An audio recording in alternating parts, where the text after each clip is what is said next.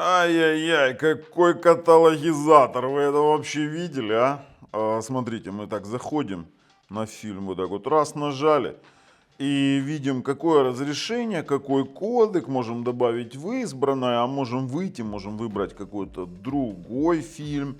Например, там, давайте, Wonderland. Заходим, видим, что это 4К, потом можем там пойти посмотреть еще там какой-нибудь другой фильм.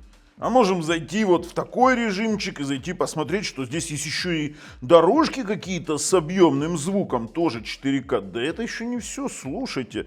А можем ведь посмотреть с Blu-ray диск и SOS, Blu-ray диск меню, да, нажать вот так вот, проигрывать, и тут навигация Blu-ray, бета, и вы спросите, а что это у нас может еще с таким каталогизацией и с вот таким вот интересным экранчиком. Короче, ребят, крутой медиаплеер Kinhan K9. Пошли, наверное, сначала познакомимся с ним поближе, посмотрим, как он выглядит, а потом будем обозревать это чудо. На канале Технозон. Поехали.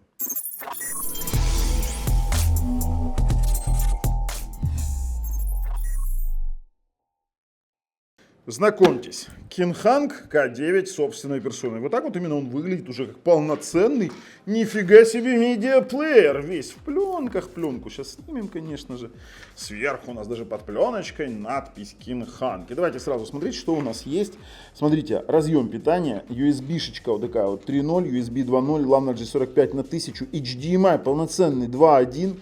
Есть вот такой вот оптический SPDIF и даже аудиовыход обыкновенный. При том, что, видите, снизу сделано у нас под охлаждение, да, пропилы, и, ну, в принципе, охлаждение там сделано очень круто, даже разбирать не буду, потому что в тестах ни при каком раскладе он не греется. Тяжелый, тут можно судить, что действительно заделали радиатор отличный. И тут вот уже вступает у нас в силу момент того, что он прям вот похож на Zidu. Давайте посмотрим на пульт. Пульт Bluetooth без аэромыши, но с мультимедийными возможностями, включение субтитров, мультимедийные кнопки, например, там программируемая кнопка Kinhang, как они ее назвали.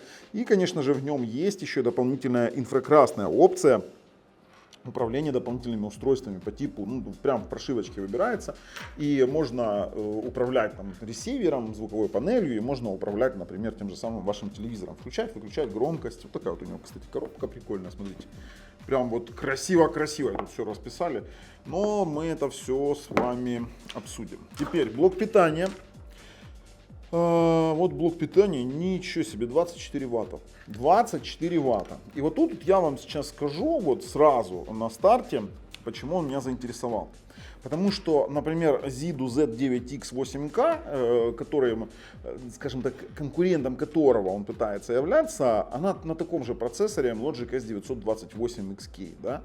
В этом медиаплеере есть, конечно же, и Blu-ray диск ISO поддержка, и patch-wall, да, там свой, конечно же, каталогизатор. Но все-таки ему будет трудно соревноваться с Zidu Z9X 8K, хотя он и дешевле, потому что у Zidu есть SATA интерфейс полноценный, да, есть у него RS-232 порт для управления некоторыми звуковыми устройствами.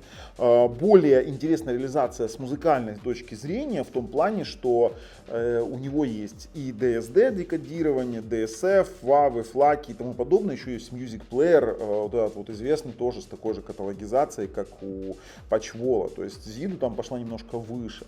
Мне вот это вот понравилось тем, что это переход между такими медиаплеерами, как Zidu, у которых, ну, откровенно говоря, все вырезано в прошивке, для того, чтобы была возможность реализовать там прямые пробросы, там эти патчволы, системные плееры. И, допустим, тем же самым интерфейсом, или не интерфейсом, а теми же самыми решениями, которые они выпускали, Kinhang G1, да, который на сертифицированном андроиде, там, где они не могут, откровенно говоря, реализовать все свои возможности, а программировать они умеют на самом-то деле. И вот наличие там какого-то плеймаркета, вот этой своей, который работает, но работает коряво, потому что они уменьшали влияние гугловских сервисов как могли. И для кого это подходит? Это подходит конкретно для любителей офлайн просмотра. Хотя вот здесь вот можно говорить и об онлайн хорошем просмотре, потому что, ну извините меня, Wi-Fi модули по 700 мегабит, по 600, по 700 мегабит и очень быстрая память и достаточно мощный процессор, невероятно мощный, то они свое дело знают и делают. Поэтому мы с вами пойдем сейчас посмотрим, сколько он стоит, потом на выводах скажем, все-таки конкурент он или нет, даже учитывая там все эти эти форматы звука, все пробросы, там Dolby Vision, там HDR, Vivid, короче, ребят, при этом это вы же должны учитывать, что это полноценный 8К бокс, его нельзя сравнивать с простыми боксами, потому что он не только декодирует, а еще и выводит. В общем, пошлите смотреть, сколько стоит. Давай, за мной. Ну а стоит это чудо $199 на текущий момент, но это цена не окончательная, потому что мы всегда, если вы закупаетесь конкретно на aliexpress.com, мы всегда даем вам купоны. Купоны можно найти в описании под видео по ссылке. Там, кстати, ссылка на это чудо, это Кинханка 9, так мы уже с вами поняли. И есть еще K9 Pro, но с K9 Pro он хоть и с SATA интерфейсом, он дороже, но он построен на процессоре Rockchip 3588S, и там тоже есть каталогизатор, такой же как здесь, и тоже там поддержка HDR, HDR10+. Плюс там AI PQ, искусственный интеллект, но там мы не видим, хотя там есть и 8К, но там нет Dolby Vision, поэтому я его даже не рассматриваю, возвращаюсь сразу к K9. Что нам заявляется сам производитель? Это полный 8К, конечно же, полный 8К медиаплеер со стандартом HDMI 2.1, то есть не только декодирует, а еще и воспроизводит 8К с поддержкой ISO, Blu-ray диск, ISO BDMV, Blu-ray диск декодинг, как у полноценных Blu-ray диск плееров. При этом DTS-X и Dolby Atmos двойная сертификация, кстати, именно в сертификации тут декодинг есть. При этом в пробросе можно получить Dolby Atmos через Dolby True HD, поддерживает Multiple HDR, я вам объясню, Dolby Vision, HDR10 и HDR10+, и HDR Vivid. HDR Vivid это аналог HDR10+, потому что HDR10+ резко стал не бесплатным. И нужно платить, если ты, допустим, производишь ТВ-бокс или продаешь за то, что тебе HDR10+, чтобы у тебя был в ТВ-боксах, нужно платить ассоциации HDR10+, в год абонплату. Тысячи и тысячи долларов. Это я знаю не понаслышке. А HDR Vivid это китайский полностью открытый формат, тоже с динамическими метаданными. iMlogic S928XK на Cortex A76, большое ядро Cortex A55-4, и все это на Android 11. Все намного интереснее становится после того, как ты узнаешь, что здесь есть фишки искусственного интеллекта AI, PQ и ISR, апскейлинг 4К, при этом с левелами регулировки, это очень классно. Есть у нас поддержка мультимедийности в виде самбо серверов, подключение к разным видам серверов, к сетевым каким-то моментам, клауд-драйвам, к NFS серверам. Конечно же, есть Poster Wall, это монтаж Cool Poster Wall по типу зидовского, то есть это конкретный конкурент зиду. И вот мы видим, смотрите, что он может воспроизводить. 265 AV1, Blu-ray диск ISO, МКВ, ТС, VP9, AVS3, AVS2, M2TS, MP4 и много чего. Плюс что он еще декодирует. Ну, хотя они видите, пишут ISO BDMV и в Dolby Vision 7 профиль Dual Layer поддерживается, он совместим. Да, он может их проигрывать, но второй слой он игнорирует. P8 и P5 профиль он спокойно декодирует и воспроизводит. AVS3 8К 60 Гц, output просто нечто интересное. Ну и по звуку есть все, что мы сможем, мы проверим. То есть именно декодинг, смотрите, декодинг Dolby Digital 5.1, Dolby Digital 7 Plus 7.1, Dolby Atmos, Dolby True HD 7.1 это в декодинге, Dolby EAC3, Dolby MS12, DTS 5.1, DTS 96 на 245 5.1, DTS HD 5.1, DTS HD Master Audio 5.1 7.1, DTS X 8-канальный, да что это такое вообще, а? Это просто жесть. И потом пошло. 12-нанометровый процессор, Smalley G57, 3.2 тераопс NPU-шка для, скажем так, фишек искусственного интеллекта. Ну и тут они уже пошли повторяться.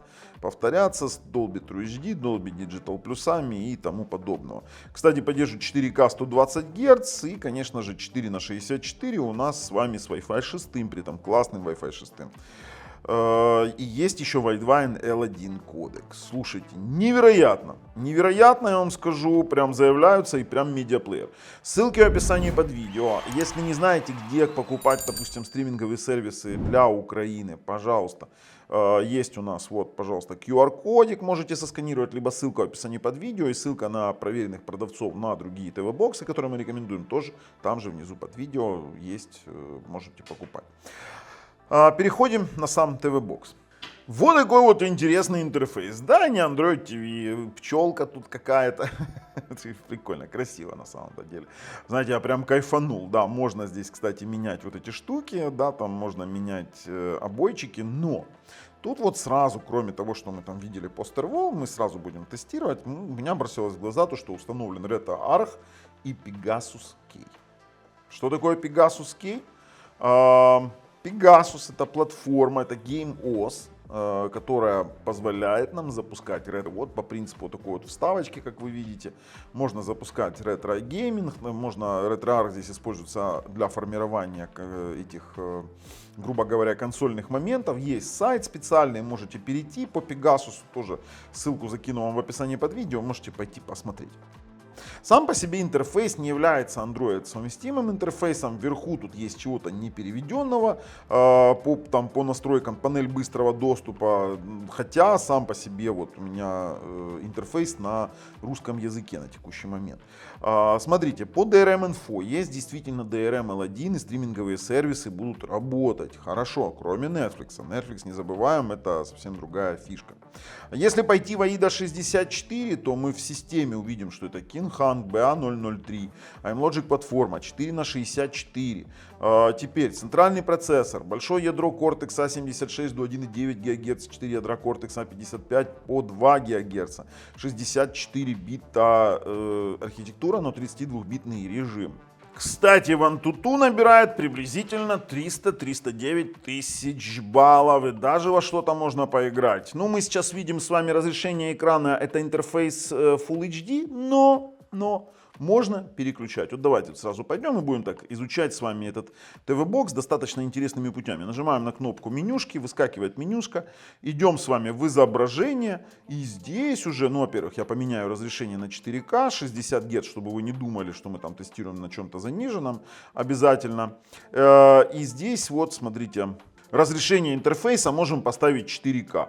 То есть я сразу должен буду его перезагрузить. И все, и теперь у нас интерфейс 4К. Вот заходим, допустим, в ту же самую AIDу, в отображение, и увидим здесь уже 4К интерфейс. То есть вот это вот классно предусмотрели. Сеть у нас сейчас с коннектом 1,2 гигабита. Проверим фактическую. Температура у нас, ну, честно говоря, тут ее даже проверять не нужно. Она очень хорошая, она вообще ничего не греется. Но мы сейчас заморочимся с этим. Поэтому мы вам вот сделали, видите, вот здесь вот загрузка процессора и поставили вот такую вот температуру. То есть для меня этот медиаплеер новый, поэтому тестируем по полной программе.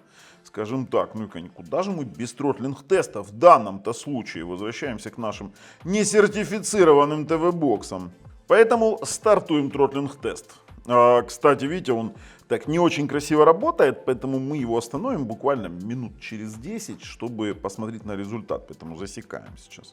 Но частоты мы и так увидим с вами, то есть будет падение, не будет, и температуры на протяжении всего теста вам чуть-чуть ускорят сейчас мои ребята, вы увидите все.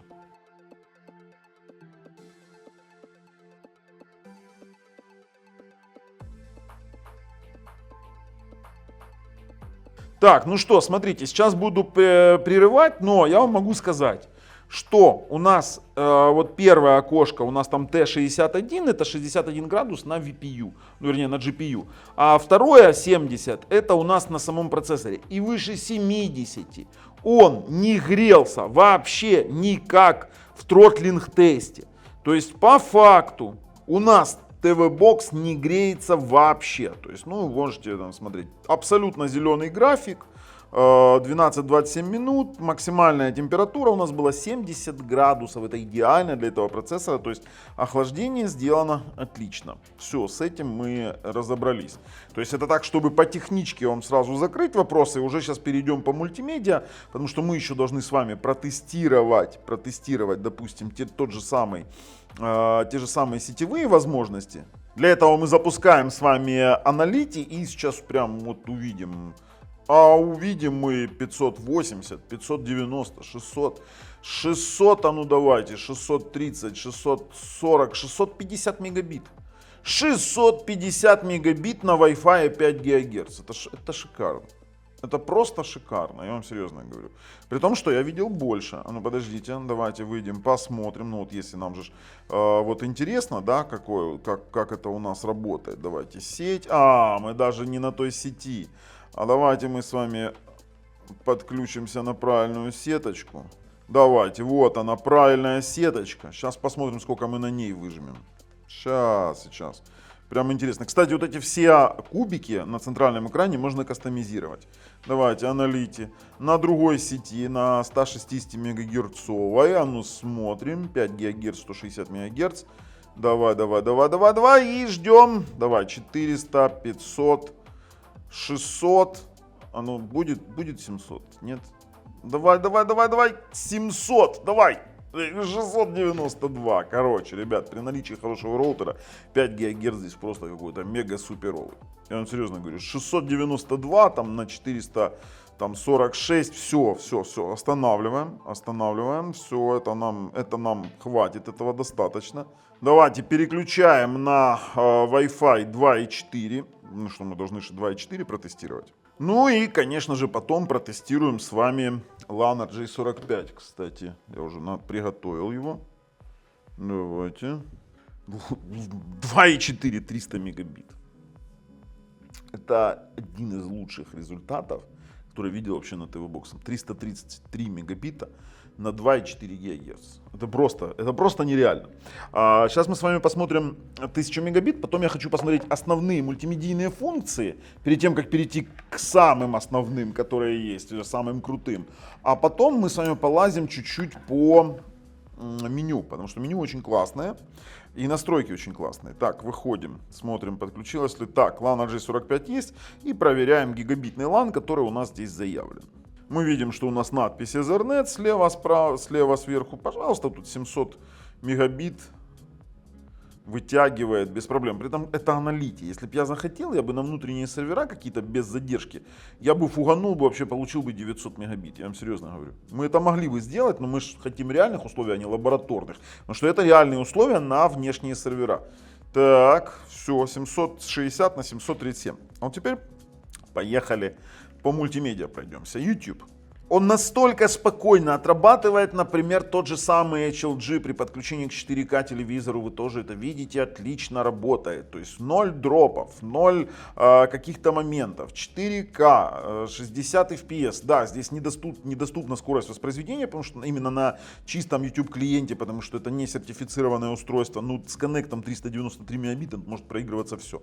При том, что здесь проигрывается отлично AV1 кодек. Ну, сейчас он VP9, потому что на SDR рекордере, на HDR телевизоре, 4К, 60 FPS, просто топово. Но это еще не все. Вы сейчас видите вставочку 8К, 60 FPS, с нулевыми дропами, фигачит, как детки в школу вообще идут. Я вам серьезно говорю. Это какой-то сумасшедший ТВ-бокс. 8К декодирует, при этом температуру держит. По YouTube у меня вообще вопросов нет. Никаких. Фильм «Черкассы». Вот, кстати, пробую голосовой поиск.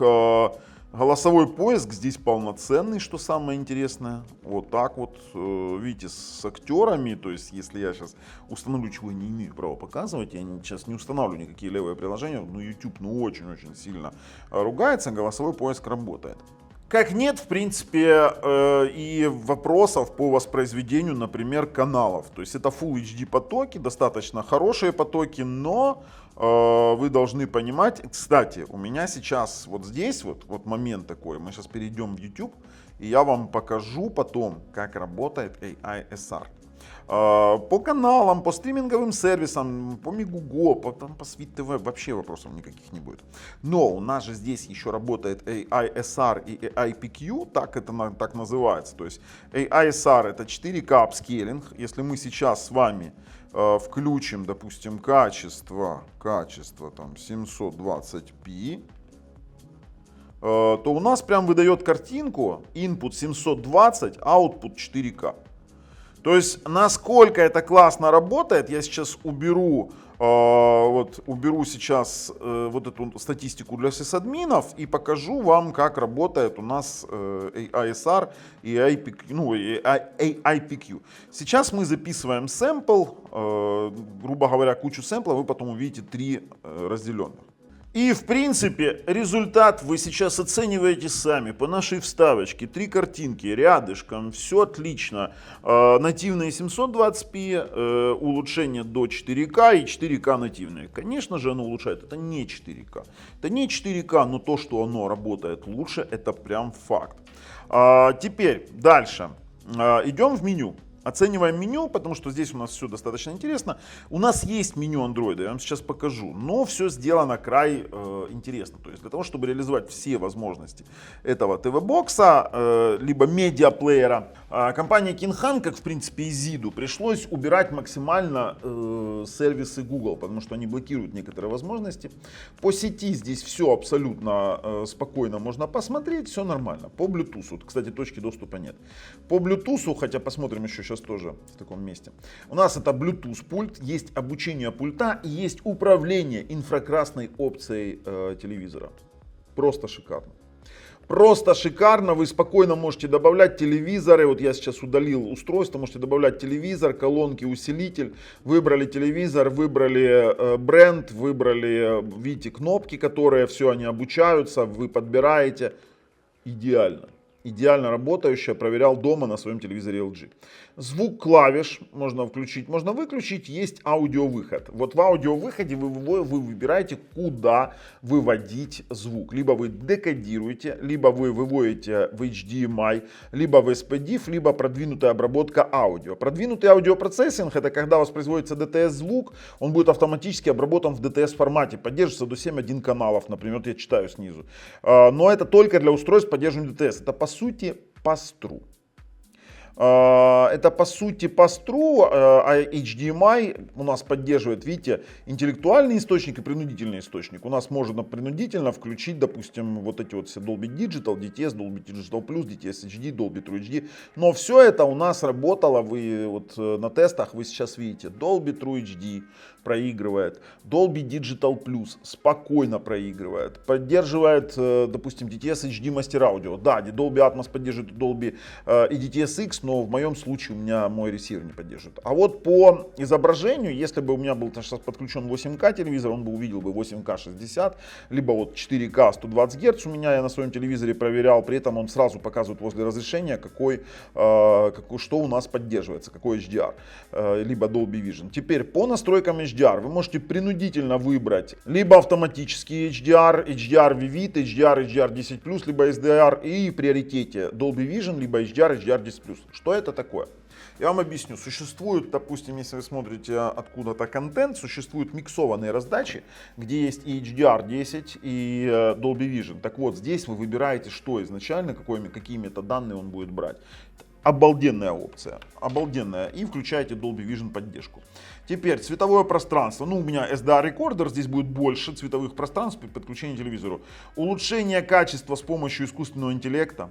Автоподборка частоты, а это имеется в виду умное согласование, то есть это когда у нас полное согласование частоты кадров там для 60, 50, 24, для 25, 30 используется двойное отображение с частотой 50 и 60. Классная тема, при этом у нас есть, допустим, автофреймрейт. Так, дальше, приложение с Auto FPS. Тут мы можем выбрать приложение, где ну вот смотрите, как они пишут. Выберите приложение для включения согласования частоты кадров. То есть, скажем так, принудительно будет выбирать. И область отображения, вы можете здесь регулировать область отображения. В расширенных настройках у вас можно регулировать яркость, контраст, насыщенность, оттенок, еще и шумодав включать или не выключать. Отлично. Теперь разрешение интерфейса выбираем. И обнаружение воспроизведения. Ну, сейчас у меня, допустим, тот же самый мой рекордер SDR, поэтому такой, но это вы можете определять, что поддерживает ваш телевизор. У нас ЦИК работает, RGB подсветка, это у нас сверху эта буковка К, которая, честно говоря, абсолютно фигня. А вот по экранной заставке, смотрите, есть режим сна, режим экранная заставка и язык можете выбрать. Поддерживается английский, потом русский, украинского, к сожалению, нет. Тут уж упс, я очень сильно расстроен, потому что я сам живу в Украине и говорю на украинском языке. Теперь, в режиме HDMI, тут есть режим ожидания, HDMI перестает выводить изображение, устройство передает в режим ожидания с выключенным экраном, в активном сервисе продолжают работать. То есть это позволяет, например, вам не гасить серверы. Да, например, сервер Samba. Вы можете включить сервер Samba, у вас и вы те диски, которые подключены к нему через USB 3, можете транслировать в сеть доступ. Разрешить запись данных, включить пароль, либо Alist сервер для доступа через WebDAV сторонних устройств, либо Cloud Drive 2. Ребята, это все здесь есть. Это вот Cloud Drive и Alist нет даже в ZIDU. Здесь у нас есть об устройстве, допустим, можем зайти в настройки Android. Опа, смотрите. И здесь мы видим уже аккаунты, которые, откровенно говоря, добавляются через ногу Задерищенко, через Play Market. Play Market, кстати, для Android TV. Видим здесь сборки Android TV и больше ничего тут интересного для нас нет. На самом деле самый простой, они поэтому и делали дополнительный, скажем так, вот этот вот настройки и специально обрезали полностью сервисы для того, чтобы можно было это все регулировать. Потом у нас есть вот такая штука, где есть все приложения, есть вот такая вот штучка, которая оптимизация в один клик. Ой, давайте отменим. Смотрите, оптимизация в один клик у нас работает.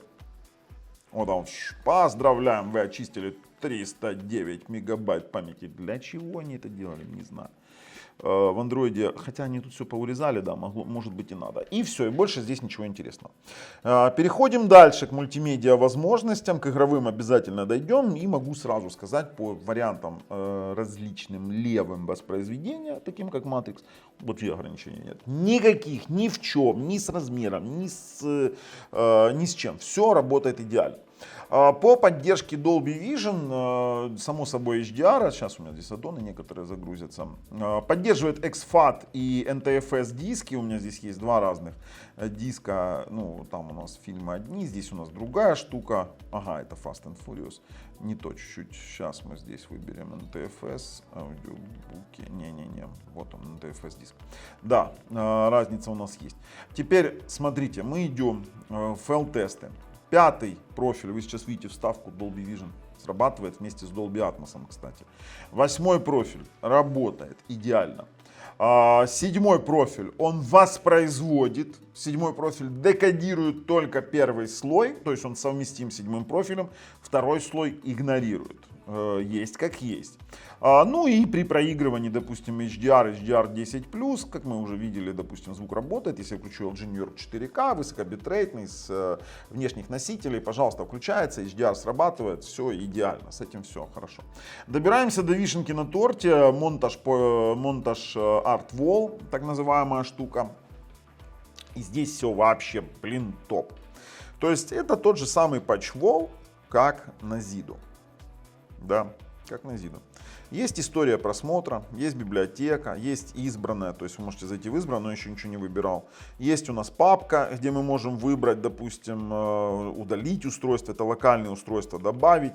А что мы можем добавить, я вам объясню. Мы можем работать с диском Baidu, ну само собой китайский, Али облако, сетевой диск 115, нас это не сильно волнует. Cloud Drive.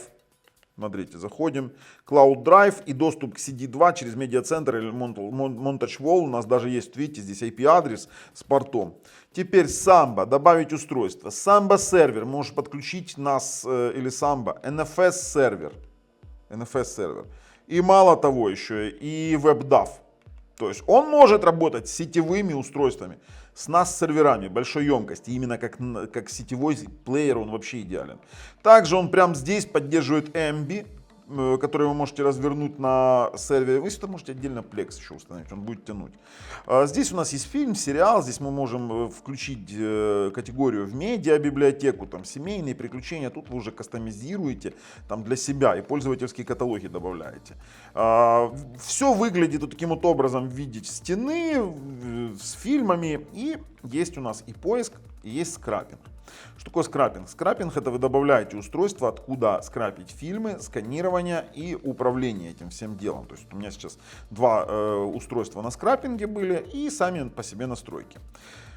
Сам по себе плеер может иметь свои отдельные настройки по декодированию многоканальный PCM, потом вывод в пастру, усиление громкости декодирования. Также у нас есть настройки плеера, где у нас есть системный плеер, плеер-монтаж, пользовательский плеер, то есть вы можете свой использовать. Ну, здесь скрапер у нас может быть, он может брать информацию через TMDB, через Duban, то есть у нас, видите, у нас и по NFO файлам по разборке есть. По настройках самого плеера есть синхронизация аудио-видео. Теперь автофреймрейт есть в сам плеер встроенный. Есть настройка просмотра постера, его можно регулировать размеры, и в других настройках есть обои медиатеки меняются с фокусом. Сначала локальные постеры и все, в принципе, вот таким вот делом. Как выглядит сам по себе постер фильма? Да? Мы заходим, допустим, в фильм, мы видим с вами, что у нас есть звук DTS, у нас есть разрешение, мы можем посмотреть легкое описание, добавить его в избранное, добавить в просмотренное, ну и само собой проиграть. Я не буду вам так, я покажу, автофреймрейт сработал, все. Я остановлюсь сейчас, на паузу нажму, сейчас я выберу какой-нибудь файлик, который, вот видите, как это все выглядит. То есть есть полная библиотека, и здесь вы можете выбирать, смотрите, категории ресурсов, фильм, сериал, неизвестно, кинематографическая серия. Теперь теги классификации, история, семейные приключения, мультфильм, фэнтези. По годам выпуска можете, документальный, мелодрама, детектив, по годам выпуска можете это все. Он находит всю информацию. А давайте я сейчас включу какой-нибудь Dolby Atmos тестовый ролик, вот так вот остановлю, я вам объясню. Кстати, здесь, видите, работает AI Super Image Quality, то есть он срабатывает у нас 4К апскейлинг. Теперь смотрите, мы можем в самом плеере выбирать субтитры, импортировать локальные, поиск в интернете сделать. То есть он может сам загружать. Есть настройки субтитров со смещением, с эффектами, выбор звуковой дорожки. Если у нас здесь есть звуковые дорожки, вот мы, например, здесь две, мы можем выбрать 5.1, 7.1 принудительно. Смещение аудиотрека, можем соотношение сторон выбирать, поняли? Можем заполнять и все остальное. Режим воспроизведения. И даже есть у нас, смотрите, воспроизведение с ускорением, настройки эпизода. И плюс у нас есть еще, стоп, остановили. Не хочу. И есть у нас еще, смотрите, информация о воспроизведении. То есть здесь показан битрейт, название, разрешение. И есть у нас еще в самом конце даже тест скорости чтения файла. То есть для того, чтобы, видите, чтобы посмотреть, как это все дело работает. Ну, это когда он проиграется. Ну, давайте посмотрим, как он. Тест скорости чтения файла. Вы можете определять, какая скорость у данного носителя по данному файлу, то есть либо он тормозит, либо не тормозит. Здесь это очень классно. Это прям фишка. Я вам серьезно говорю, такого даже у ZIDU нет. Такого даже нет у ZIDU. Есть декодирование воспроизведения, плеер-монтаж, системный плеер. Дальше расширенные настройки. Вы прямо можете, видите, авточастоту кадров, настройки дисплея. Прямо здесь менять настройки в режиме реального времени. Очень большой конкурент ZIDU. В отличие от ZIDU, здесь нет музыкального плеера, как у, допустим, того же ZIDU. Но это прям вот очень красиво. Я вам серьезно говорю. При том, что у нас, видите, есть там 4К, показывает сразу кодеки. Показывает контейнер, показывает дорожки, какие есть. А главное, это, конечно же, проигрывание, Blu-ray диск, навигация. Ну, ребят, не буду... Все, выключил, бо прилетит. Не-не-не, я даже играться не буду с этим. Ребят, очень крутая тема. Прям вообще топ по мультимедии, классно. Но вы должны понимать, что это не Android TV, никакого Netflix, ничего такого здесь не будет. Но давайте дальше, по игровым возможностям. Мы здесь можем играть, конечно же, там, допустим, в Pegasus K, как у эмуляции, но практически во все игры. Я играл Raptide GP без каких-либо проблем, то есть сейчас вы видите, как оно играет со всеми эффектами, отлично. Спокойненько потом играл в Asphalt 8 без каких-либо вопросов, тоже не тормозило, при этом нагрева практически не было, 70 градусов был максимальный нагрев при любом варианте использования. Даже такие игры тяжелые, как Battle Supremacy, которые вы сейчас видите, это действительно тяжелая игра, она спокойно играется на таком ТВ-боксе, и здесь можно действительно заморачиваться, играть, спокойно отстреливаться, ничего не тормозит, не провисает, так же как и Аномалия 2. То есть мы тоже играли, спокойно там проходили миссии, ну я здесь стартовую вам показываю. Отлично. И, конечно же, даже фарминг-симулятор я чуть заморочился. В остальном всем, что я могу сказать? Давайте прямо здесь я сделаю выводы. Как медиаплеер шикарен. До Зиду, конечно же, не дотягивает. Хотя есть пару эксклюзивных опций по типу поддержки серверов, по типу более лучших модулей. Если выбирать между Зиду и этим, то это дешевле, если вы прям не музыкоман, потому что Зиду это там DSD, DSF, там прям декодирование, и плюс на Зиду VS10 есть, да, о чем мы уже говорили, то, блин, учитывая цену, я бы брал, если с промокодом, я бы брал бы King Hang. Процессор AIM-Logic, чистая Android-система, уже со встроенными сервисами, Google, да, какими-никакими, при этом работает Google Play Store, работает голосовой поиск. В Зиду с этим еще надо поморочиться, ну вот сильно заморочиться. По качеству изображения они будут плюс-минус одинаковые, пока не вступает в игру, допустим, движок VS10 для старых телевизоров, принудительной конвертации самого Зиду, который они перенесли. Ну и по качеству воспроизведения музыки, конечно же, Зиду обгоняет на голову, учитывая его декодирование всех этих DSD, флаков и тому подобных вавов, не сжатых, он спокойно это отрабатывает. Здесь это, блин, специальных каких-то инструментов нет. В общем, я рекомендую, классная тема, но вы должны понимать, что это медиаплеер с возможностями ТВ-бокса. Если Зиду это уже больше там медиаплеер конкретный, то это у нас вот такой вот монстр, который мне очень сильно понравился. Не скажу, что он мне нравится больше, чем мои мощные сертифицированные аналоги, но он имеет право на жизнь, и он войдет в топ-5 устройств от канала Технозон выше $100. А с вами был Бабл на канале Технозон. Пока.